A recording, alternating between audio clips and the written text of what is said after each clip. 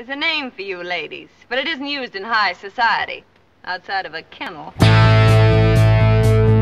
While the word bitch now appears in non-kennels throughout the world, its hustle in Litchfield prison is still pretty fascinating. What a bitch. Stop being a bitch-ass bitch. Fuck you then, bitch! You see, the word does a lot more than convey a character's crudeness or toughness. It becomes a thread through the pen's maze of gender and power, and an ambassador for the show's gritty worldview. Stupid fucking bitches. The key to understanding bitch in Orange is the New Black is recognizing that behind every normal-sounding B-bomb glints a ghost meaning. In late 20th century jailbird slang, a prison bitch came to denote a weak, subservient man who was sexually dominated by other men. This gave rise to sentences like the following from Casey Lytle's 2000 novel American Vampire. Anchorage was carved out of the middle of nowhere by some hard-assed bastards who wouldn't have thought twice about making Paul Bunyan their prison bitch. Or, in an issue of Out from the same year, in the first season of Oz, Lee Tergesen became the prison bitch for a white supremacist who branded his ass with a swastika, then dressed him in drag and made him sing, "I got it bad and that ain't good." I've got it bad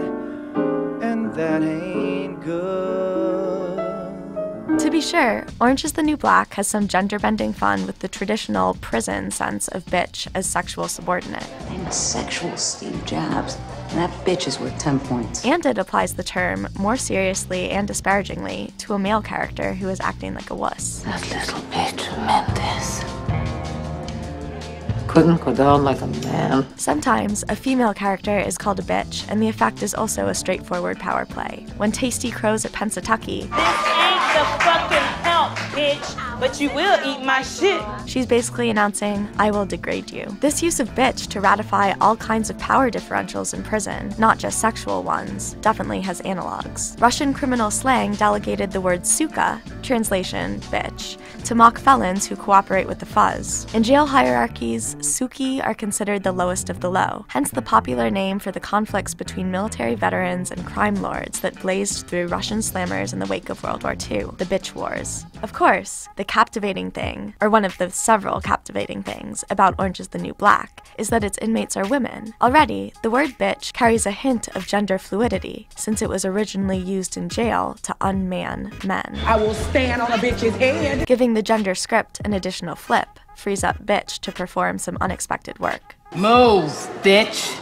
This is my wife here, so you What? need to No, I'm step. not actually. I will cut you! I will cut you, bitch! Crazy Eyes' outburst decouples bitch, a generic insult, from wife, sexual partner, in a way that maybe restores some dignity to female eros, or at least suggests a richness and depth to the relationships between women in prison. Likewise, when Alex humiliates the ultra-conservative Pennsatucky by implying that they had sex, Pennsatucky screams, I would never touch this bitch! Hey, knock it off. the expletive emphasizing her vehement lack of romantic interest in Alex. As it builds a feminist case for its characters, giving us ever bigger glimpses of their vitality, nuance, and star power, Orange is the New Black methodically defangs the word bitch. The term, a verbal jalapeno pepper, thrown in for flair, becomes more about the speaker than the addressee, a sign of rhetorical skill rather than a demeaning slur. This bitch 2.0 is simultaneously drained of venom and empowering for the person using it. Consider Cindy propping up some hard-won wisdom on a prefatory bitch.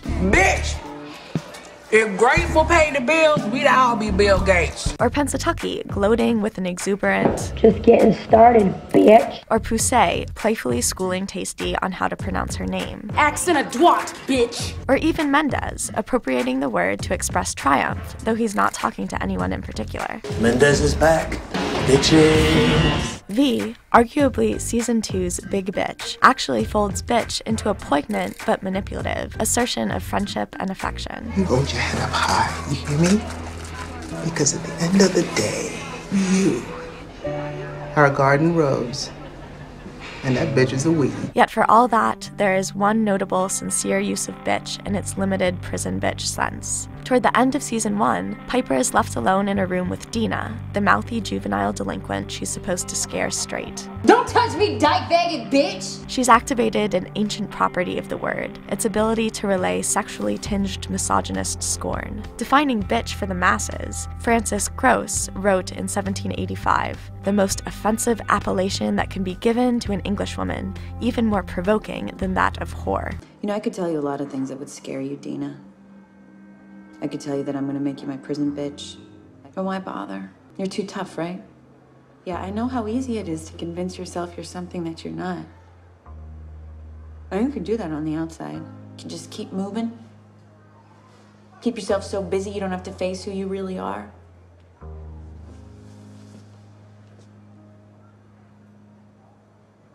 You're weak.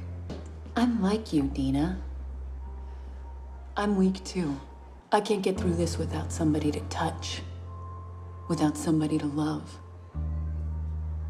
Is that because sex numbs the pain? Or is it because I'm some evil fuck monster? I don't know. But I do know I was somebody before I came in here.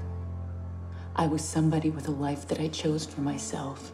Behold the Orange is the New Black manifesto in all its dark and awful glory. Dina is like Piper, weak, and Piper, who was once somebody with a life that I chose for myself, is like all of us. The truth makes everyone her bitch, whether that person is male, female, or transgender, black, white, or Hispanic, a guard or an inmate, an adult or a child. A bitch is no more and no less than a human being, ceaselessly humiliated and exposed to pain. Bitches gots to learn, Piper tells the hushed crowd of prisoners who've just finished eavesdropping on her speech. And it's as if some wind has suddenly swept her into a different existential production. Beckett's waiting for Godot to deliver Pozo's immortal line.